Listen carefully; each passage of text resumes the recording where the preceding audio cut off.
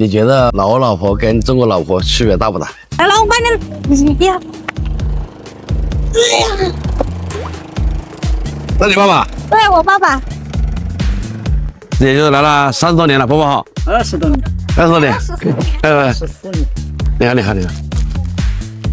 你看我爸爸为了省钱，街上不要的大蒜叶子，我们老挝人扒下来大蒜皮不需要了，然后我们就捡回来，然后打碎了以后拌在饲料里面，可以省不少钱。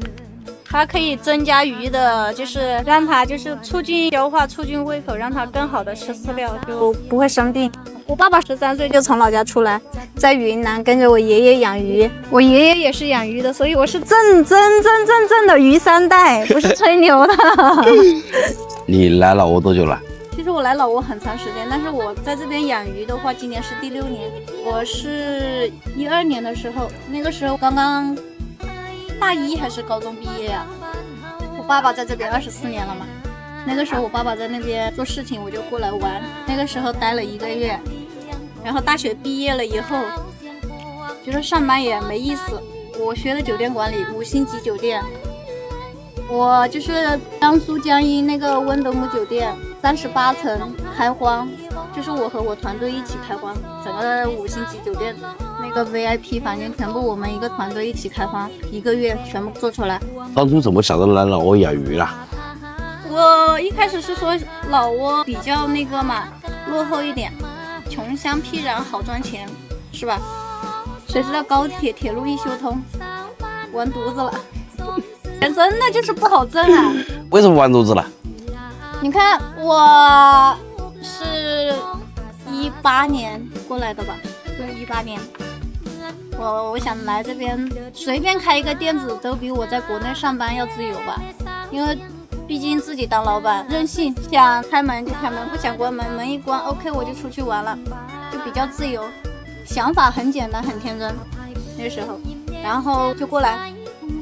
我爸爸说随便你做什么事情都可以，他说不管你做什么事情，他说包你挣钱。因为我们刚结婚的时候2口子在广州上班，真的是你说挣不到钱吧，也能挣得到钱，1万多块钱1个月，结果自己还要贴钱进去，你知道吗？那种日子，房租、水电、生活费、交通开销，然后话费那些开支完了以后，每个月还得自己贴钱进去，就没有奔头。然后我就听我爸爸的建议嘛，就到老挝这边来。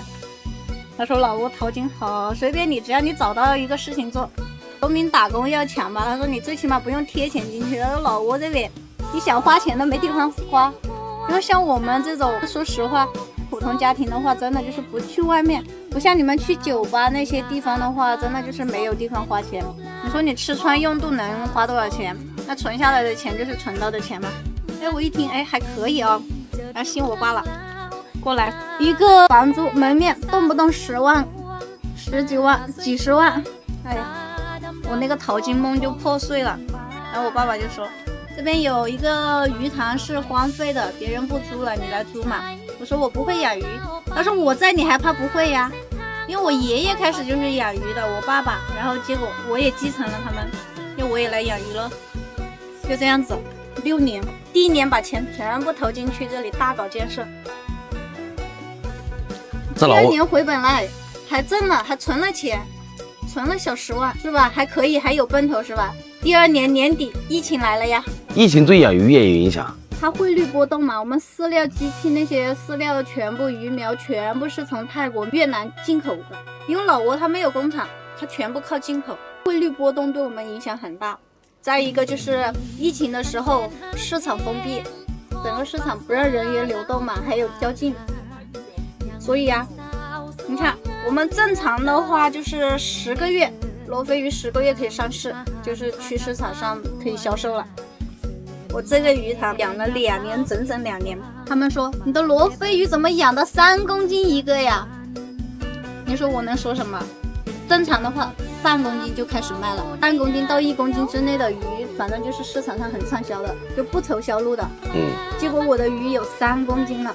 老挝人一天的工资是多少？那个时候一天是5万块钱，然后买我1条鱼10万块钱，他们相当于要2天的工资才能买得起我1条鱼。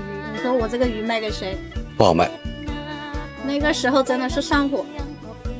然后每天天亮了，太阳出来了，我就要喂鱼。然后每一天这个鱼卖的钱还不够我的饲料钱，我就贴，把我挣到的钱全部投进去，就贴进去了，就折现的钱全部贴进去。然后还跟亲朋好友又借了20多万，就压那个饲料钱。那个时候真的就是头发一抓一把掉，一抓一把掉。累，不是累，压力大呀。心累嘛。对，心累。本来2口子又没什么存款，然后就是借的钱，借的亲戚朋友的钱过来这里，就想到能够开富积累。结果不但没有积累，就是把之前的钱全部赔进去了，以后还要又从亲戚那里借钱。那个时候是真的，就你一眼望不到头。你说这个是鸡肋吧，就想放弃，但是你的钱全部投进去了，你还欠了背了那么多外债，不甘心。那你说坚持下去吧，你谁知道疫情什么时候是个头？哎呀，还好，我觉得我自己自我调节能力还比较好吧，就比较的乐观。就是晚上睡觉的时候，把枕头都哭湿了嘛，就有时候压力大，但第2天照样得笑呵呵的去面对生活。还好疫情过去了，就觉得还有奔头，但是也就还是那样啊。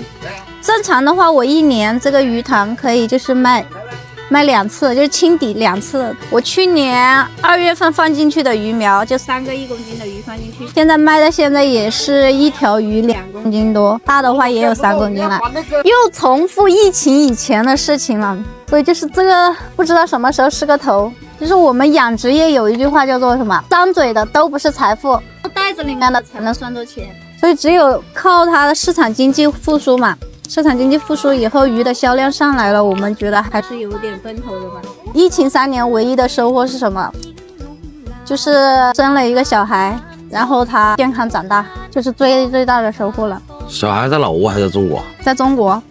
我怀孕7个多月的时候，那个时候疫情最严重的时候，就是2020年3月底，我是3月29号，3月30号吧。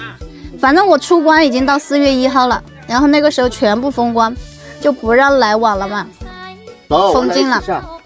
然后我就自己挺着一个7个月的孕肚，一个人就回国的，然后隔离14天，然后在我姑妈家住了2天，然后坐飞机回去，然后一直折腾，反正回到家的时候都已经7个半月了。我3个月不敢去这个就是老挝的医院里面做产检，因为那个时候疫情，一切都是未知的。如果是已知的话，就没有那么恐惧嘛，未知的东西才会更恐惧嘛。疫情的时候，其实我没吃到什么苦，我就主要是在家里面带孩子。我回去2年半哦，我把女儿带到1岁2岁，然后疫情的时候我就在老家，就带小孩。这是你弟弟吧？对，我弟弟。他是你带过来老挝的？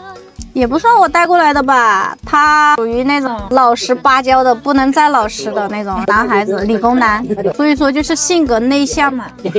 在中国就是讨老婆很难讨，就是不会花言巧语，再加上家里经济条件又不行，你想要在国内找到一个很好的对象的话很难。我爸爸在这边20多年了，他说那不行，你就到老挝来找一个老挝老婆，我说不会比中国老婆差嘛，那他就过来了呀。那正好缘分到了，也找到了嘛。你觉得老挝老婆跟中国老婆区别大不大？就是语言现在还不是很懂，沟通还有点困难。下个月就去学校学习那个老挝话了，到时候交流就方便些了。